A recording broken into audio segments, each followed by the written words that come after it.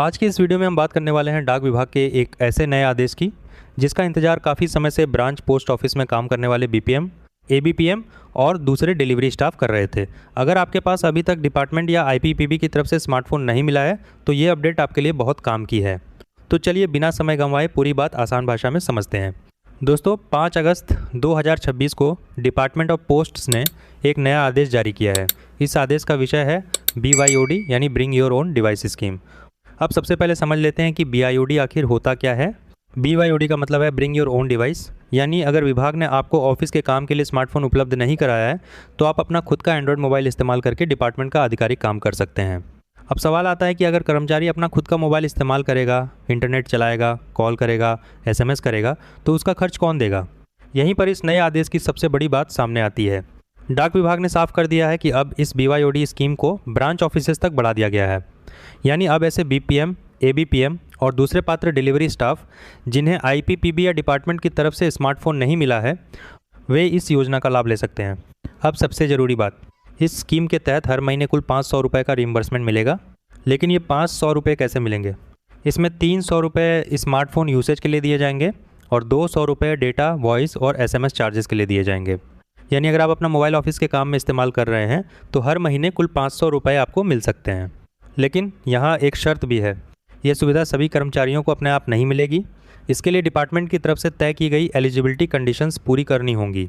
आपका मोबाइल भी डिपार्टमेंट द्वारा तय किए गए डिवाइस स्पेसिफिकेशंस के अनुसार होना चाहिए, यानी कोई भी मोबाइल पार्ट में होने से काम नहीं चलेगा। अब एक और ज़रूरी बात, बहुत सारे कर्मचारियों का सवाल रहता था कि ये पैसा किसके अकाउंट में आएगा। तो आदेश के अनुसार ये रीइंबर्समेंट सीधे IPPB सेविंग्स अकाउंट में भेजा जाएगा, यानी डिपार्टमेंट अलग से भुगतान नहीं करेगा। भुगतान की पूरी प्रक्रिया इंडिया पोस्ट पेमेंट्स बैंक यानी IPPB के माध्यम से होगी। अब एक और बड़ा अपडेट, कई पोस्टल सर्कल्स की तरफ से शिकायत आई थी कि BYOD का पैसा समय पर प्रोसेस नहीं हो रहा है क्योंकि APT 2 में खर्च बुक करने का विकल्प उपलब्ध नहीं था। इस पर डिपार्टमेंट ने CEPT को निर्देश दिया है कि APT 2 में जल्द से जल्द ज़रूरी व्यवस्था की जाए ताकि BYOD रिइंबर्समेंट समय पर प्रोसेस हो सके और कर्मचारियों को भुगतान में देरी ना हो। यानी अगर पहले आपका रिइंबर्समेंट रुका हुआ था तो अब उम्मीद की जा रही है कि इस समस्या का समाधान जल्द हो जाएगा।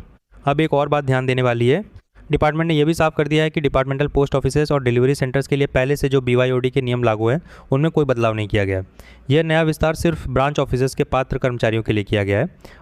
साथ ही 25 जून 2025 को जारी BYOD स्कीम की बाकी सभी शर्तें जैसे eligibility, device specifications, reporting process और ऑपरेशनल गाइडलाइंस पहले की तरह ही लागू रहेंगी। यानी सिर्फ स्कीम का दायरा बढ़ाया गया है, बाकी नियम वही रहेंगे। तो दोस्तों, अगर आसान भाषा में पूरी अपडेट का निष्कर्ष निकालें तो अगर आप BPM, ABPM या ब्रांच ऑफिस के एलिजिबल डिलीवरी स्टाफ हैं और आपको अभी तक डिपार्टमेंट या IPPB की तरफ से स्मार्टफोन नहीं मिला है तो अब आप अपना एंड्रॉयड मोबाइल ऑफिस के काम में इस्तेमाल करके हर महीने 500 रुपये तक का रिइंबर्समेंट प्राप्त कर सकते हैं। इसमें 300 रुपये मोबाइल उपयोग के लिए और 200 रुपये डेटा, वॉइस और SMS के लिए दिए जाएंगे। भुगतान सीधे आपके IPPB सेविंग्स अकाउंट में आएगा और डिपार्टमेंट ने CEPT को भी व्यवस्था सुधारने के निर्देश दे दिए हैं ताकि भुगतान समय पर हो सके।